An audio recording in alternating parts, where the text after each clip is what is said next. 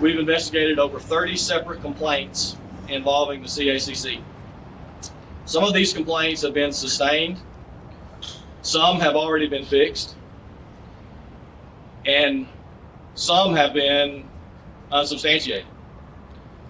So over the course of this 3 months, we've looked at these complaints very closely, and it's kind of run the gamut here. Some of them are valid, some of them are not valid, some of them we just didn't have enough information to say one way or the other, and that's what all that means. The 3-month-long investigation has uncovered many policy, best practice violations, of which will be addressed as part of the investigation and the documentation of this case. This investigation also uncovered multiple criminal violations that are part of the Georgia State Codes that are designed to establish legal guidelines and responsibilities as it relates to the care of animals in your care and custody. As of this afternoon, 8 employees of the Columbus Animal Care and Control have been arrested on a combined 34 criminal charges. At this time, I'll go over the individuals and the charges that they have been charged with. Dr. Henry Hall, veterinarian, forgery in the 1st degree, false statements in writings. Ms. Kenita Hardnett Johnson, manager, theft by deception, false statements in writings, animal cruelty, euthanasia, violation of oath of office, and disposal of deceased animals. Katrina Pearson, administrative coordinator, animal cruelty, euthanasia, disposal of deceased animals, and violation of oath of office.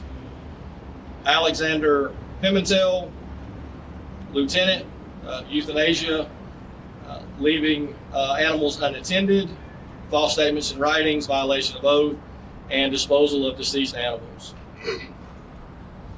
Tennille Tolliver, corporal, false statements in writings and violation of oath.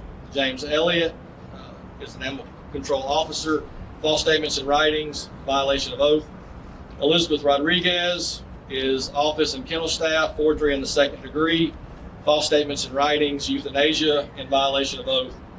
And Philip Copeland is an animal control officer with failure to scan for microchips.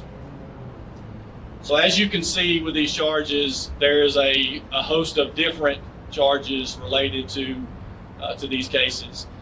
Some of these charges are code sections that some of you may not have heard of before. They're certainly not code sections that are used on a regular basis, but nevertheless, they are part of the Georgia statute and the Georgia code, and they're there for a reason. In closing, I'd like to say that even as this case has had arrests made in it, it still remains under investigation and it still remains open. I would ask that you continue to be patient, allow us to finish this as we started it,